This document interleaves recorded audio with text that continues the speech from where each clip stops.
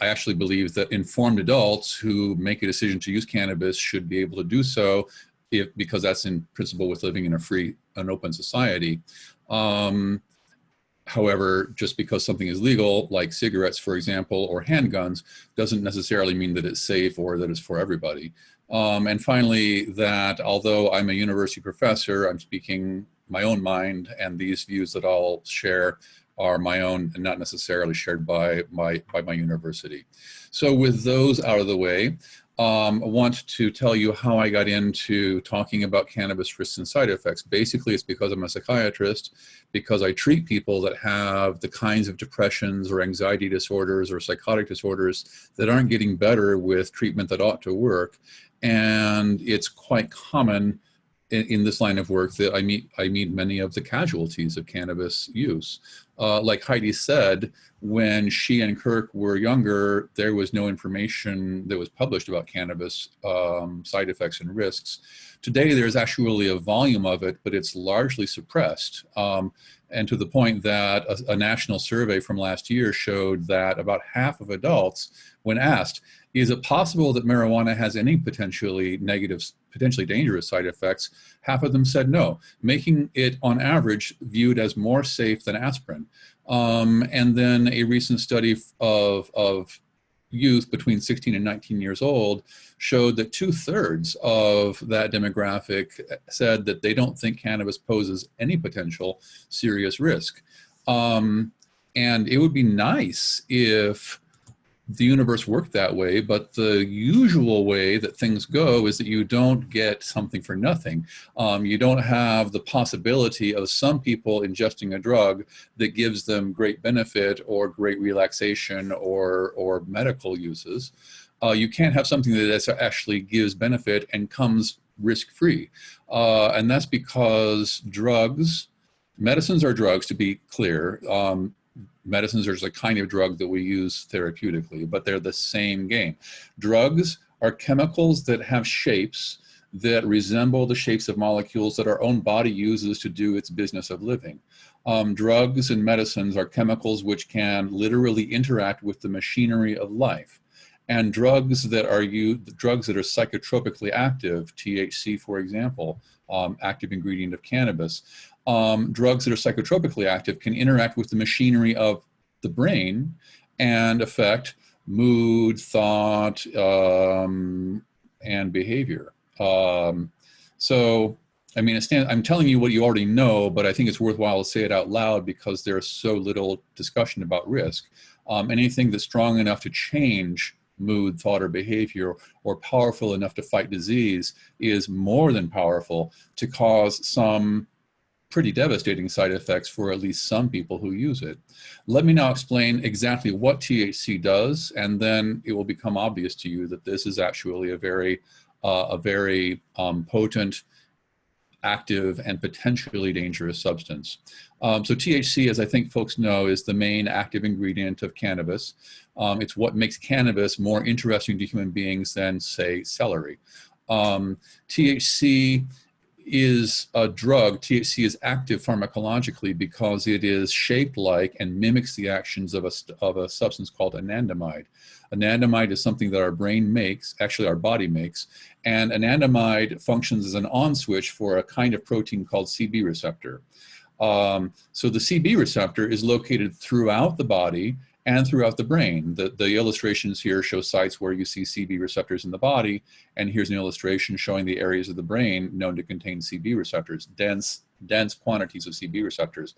Altogether, there's about 19 regions of the brain that possess CB receptors, or in other words, 19 regions of the brain that THC from cannabis can switch on.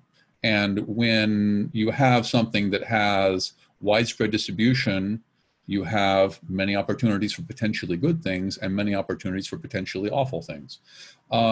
So let's talk now about what happens when the THC turns on the CB receptor. In the brain, the CB receptor is located on brain cells, and those brain cells release neurotransmitters.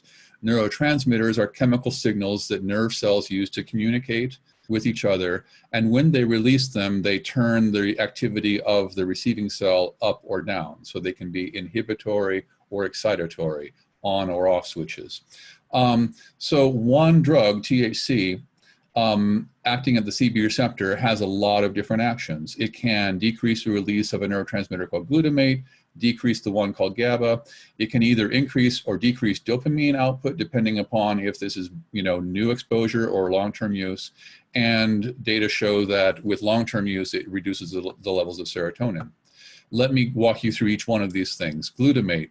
You might not have heard of this one, but you should, because more than half of your brain cells use glutamate to connect, to communicate with each other. In terms of the number of cells that use it, glutamate is far and away the #1 most important neurotransmitter of the brain. THC from cannabis, THC in any form, THC, whether it's from cannabis or from vaping pen or from concentrate,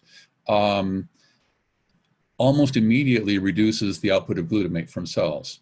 I call this like taking the foot off the accelerator, because glutamate is an exciting or driving signal. And if its levels fall, then you lose excitation, you lose activity. This gives cannabis some of its nice effects, or the ones that some people think are nice. It can reduce anxiety when you turn down the activity of anxiety circuits. That's a great thing. It can also, reduce overactive brain cells, which can be a cause of seizures. So that's why cannabis may have anti-epilepsy properties.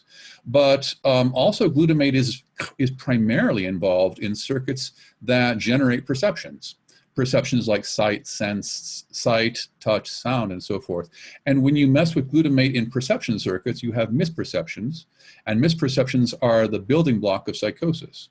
And in fact, we actually have studies now where human beings are given THC in laboratories and they're put into brain scanners, and we can tell the ones who are having psychosis are the ones who are having distorted glutamate activity in certain brain regions. Again, this is known to science, not known to the general public, sadly. The other thing about glutamate is that it is key, fundamental in how brain cells store memories. So if you want to make a memory, your brain cells need to strengthen certain connections.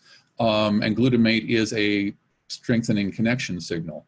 And if you mess with glutamate, you mess with learning and memory. Glutamate is also very much involved in helping the brain to wire itself and helping the brain cells to form the right circuits. A brain cell has to grow, find its targets, and then form effective circuits. Glutamate helps to direct that activity. And if you mess with glutamate during fetal development, during childhood, during adolescence, even during young adulthood, when the brain is still very actively wiring itself, you have a setup for bad communication within the brain, which will in effect, has a potential to affect cognition, mood, and everything else long-term basis. So glutamate being #1 transmitter, when you mess with it, you have a lot of potential downsides. GABA. GABA is technically in number 2. 30 to 40% of brain cells use GABA to communicate. #2 neurotransmitter, extremely important. GABA is an inhibitory signal. It makes cells quiet. It's like the brake. So THC has an immediate effect to reduce glutamate output. I just told you that.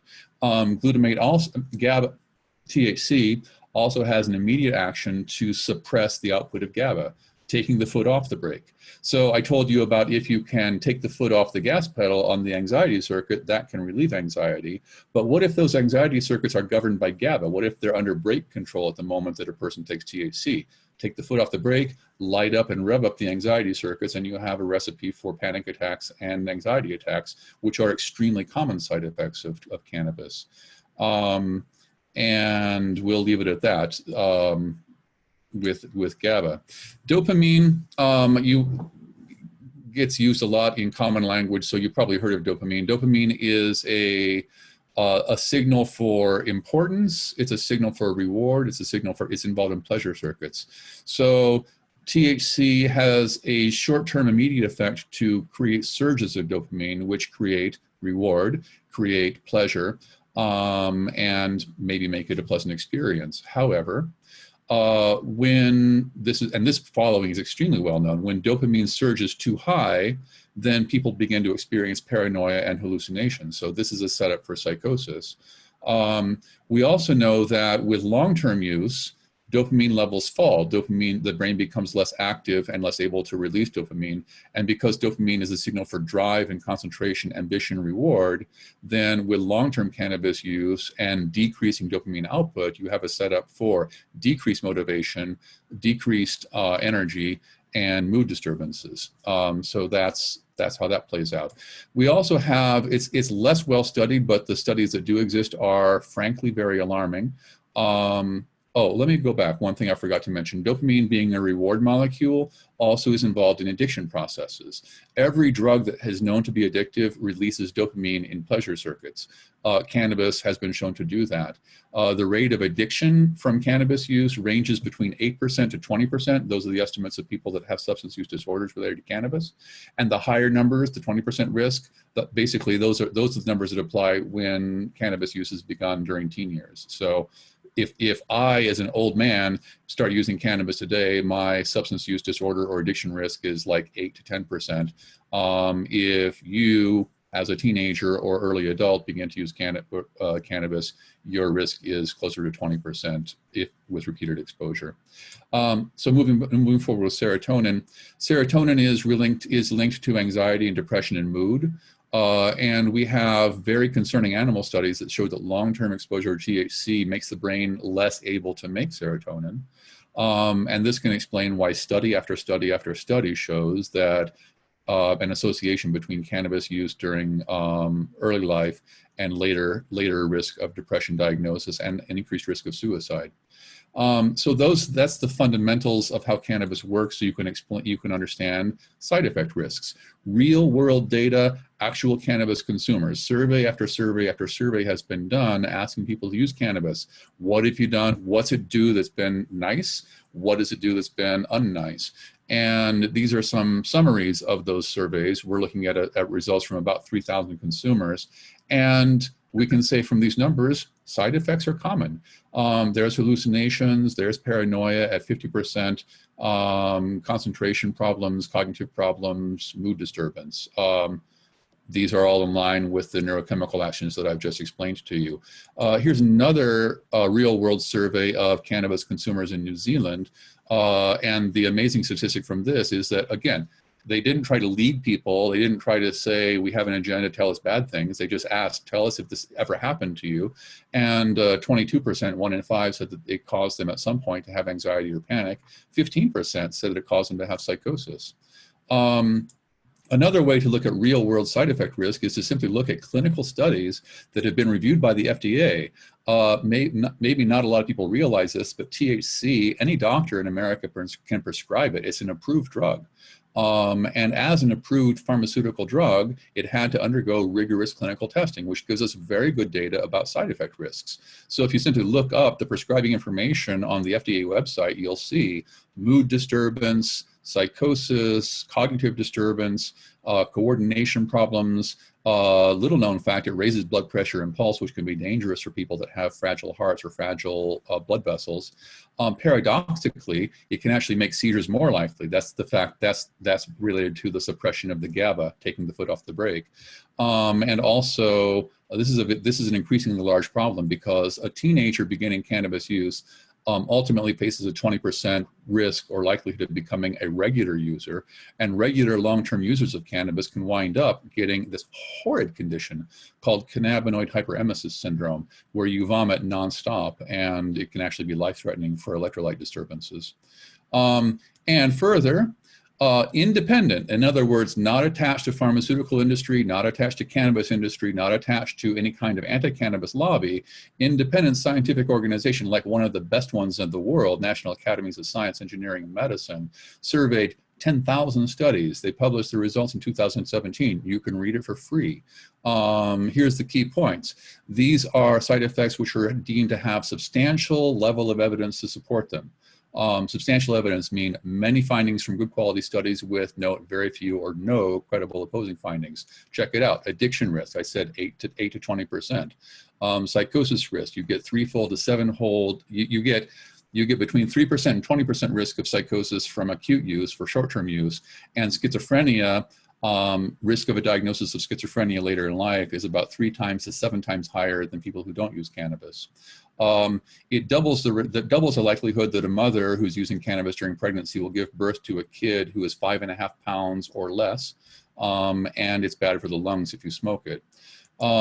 Here are some other ones that are said to have moderate scientific evidence. Now moderate is not bad, because moderate is defined as several supportive findings from good to fair quality studies with very few or no credible opposing findings.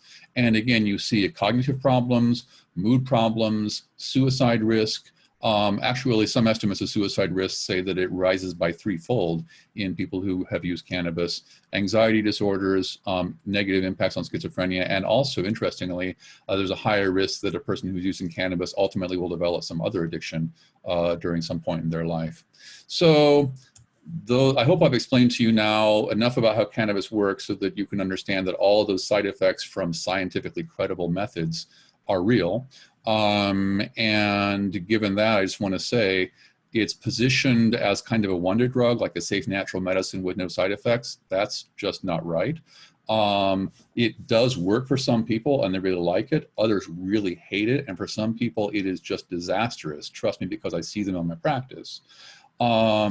And this is not surprising, because this is a drug that has multiple sites of action in the body and brain, and it affects multiple very important neurotransmitters that the brain uses for communication and doing its business of constructing mood and reality. So I say that if we're on the progress to making cannabis as legal as cigarettes, we need to make its side effects and risks as widely known as those from cigarettes or alcohol. And for sure, if states are going to say this is a legitimate medicine, then they need to treat it like a legitimate medicine and put all the scientifically credible side effects on their websites for the medical marijuana program and in the package, so that consumers are fully aware of what they're getting into when they contemplate using it, or so that somebody who's using cannabis, if they develop mood disturbances or psychosis or anything else like this, recognizes it for what it is, as a well-known side effect, and has an opportunity to stop before it progresses to something even worse.